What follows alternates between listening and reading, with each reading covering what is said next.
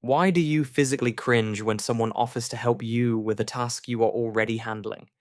You're carrying three heavy bags from the car, your partner asks if they can grab one, and your immediate instinct is to grip the handles tighter and say you have it. It feels entirely normal to you to just push through the friction. But the people around you are looking at you like you are needlessly punishing yourself. You're not trying to be stubborn, but your brain genuinely prefers the physical strain of doing it alone over the emotional discomfort of handing something off. In this video, we are going to look at the psychology behind extreme independence, specifically for the generation that practically invented it, and why relying on someone else feels less like a relief and more like a threat to your emotional safety.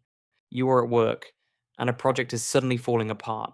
Deadlines are shifting, the client is unhappy, and there is a massive gap in the data. A younger coworker might immediately message the team chat, declare an emergency, and wait for instructions. You do the exact opposite. You go quiet. You close your office door or put your headphones on, and you quietly work until 2 in the morning to fix the problem yourself. You do not even consider asking for an extension or pulling a colleague in to share the load. When someone eventually notices the crisis was averted and asks how you pulled it off, you brush it off as no big deal. But internally, you are exhausted. You are carrying a heavy, chronic tiredness that never really goes away, no matter how much you sleep. You look at people who easily ask for help, or who comfortably complain that they have too much on their plate, and you feel a strange mix of judgment and confusion. You wonder how they can be so comfortable looking helpless. To understand why you operate this way, we have to look at the environment that trained your brain. If you grew up in the late 70s or 80s, you likely experienced a highly specific kind of childhood. You walked home from school with a house key pinned to your jacket or hidden under a rock. You walked into an empty house, you made your own snacks, managed your own boredom, and handled your own minor injuries. If you forgot your homework at home, nobody was driving it to the school for you. You just took the zero. Your brain learned a very clear rule during those formative years. Adult intervention is either completely unavailable or it comes with a high cost of irritation. You learned early that making a big deal out of a problem usually made the situation worse. So you stopped making a big deal out of things. You learn to absorb friction. Psychologists refer to this adaptation as hyper-independence, a recognized trauma and stress response where extreme self-reliance is used as a shield against vulnerability and disappointment. When you spend your earliest years realizing that if you do not do it, it will not get done, independence stops being a life skill. It becomes your core defense mechanism. You convince yourself that you just like things done a certain way. You tell yourself that it is simply faster to do it yourself rather than explain it to someone else. But underneath those logical excuses is a much deeper emotional reality. Your nervous system is terrified of the feeling of waiting for someone else to show up. This shows up intensely in your close relationships. You get sick with a bad flu. Instead of letting your family take care of you, you isolate yourself in a room, manage your own medication schedule, and repeatedly apologize for being an inconvenience.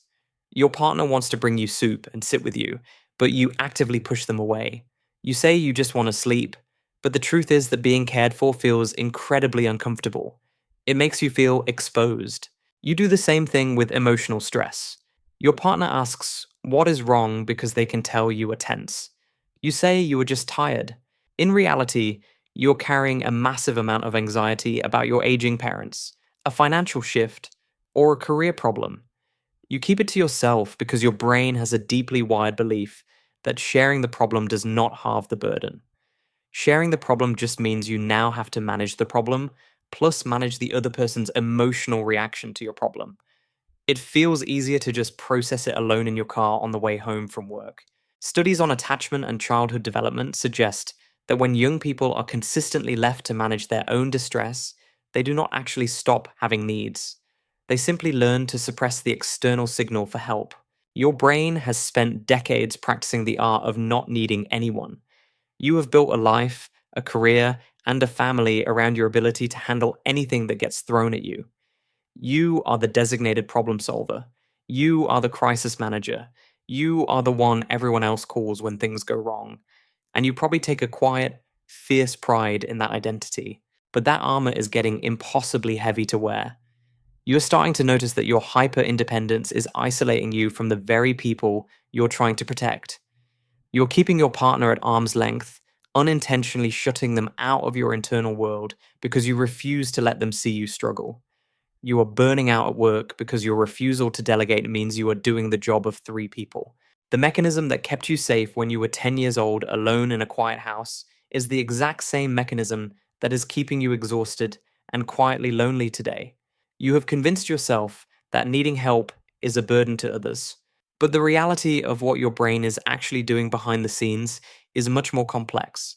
And it requires looking at exactly what happens in your nervous system the moment someone tries to step in and take the wheel. When someone says, "Let me handle that," your body physically braces. Your heart rate ticks up slightly. Your jaw tightens. You immediately scan the situation to calculate how long it will take to explain the task to them versus just finishing it yourself. You assume that handing over control introduces chaos. Your brain associates safety with absolute predictability. If you pack the car for the road trip, load the dishwasher, or format the weekly report, you know exactly how it will turn out. If you let someone else do it, you enter a state of waiting. For you, waiting for someone else feels incredibly vulnerable. It brings up an ancient, quiet fear that they will forget, they will do it poorly, or they will resent you for asking. So you just do it yourself to keep the peace in your own nervous system. To lower this background hum of chronic exhaustion, you have to actively teach your nervous system that accepting help is safe. You cannot just decide to be more relaxed. You have to create small, controlled experiences where reliance does not result in disaster. You have a newer team member and you need a draft of a presentation. You usually build it yourself late at night because explaining the nuances takes too much patience. Give them the rough outline and walk away. Let them make a terrible first draft. Sit at your desk with the physical itch to open the shared document and fix their formatting while they're still typing. That itch is just your old survival programming flaring up. It is the feeling of losing control over the outcome. Let them finish the messy draft. You are trading short term frustration for long term bandwidth. When you start letting people take things off your plate, you will experience a sharp spike of guilt. You will feel like you are dropping the ball. You will worry that people think you are becoming lazy. That guilt is a ghost from a childhood that required you to be entirely self sufficient. You survived an environment where you had to be the adult in the room long before you were actually an adult. You proved you could hold the whole world up by yourself. You won that game completely.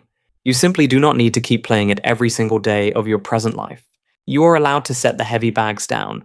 The people around you are not judging your competence. They actually just want to carry the weight for a while so they can walk next to you.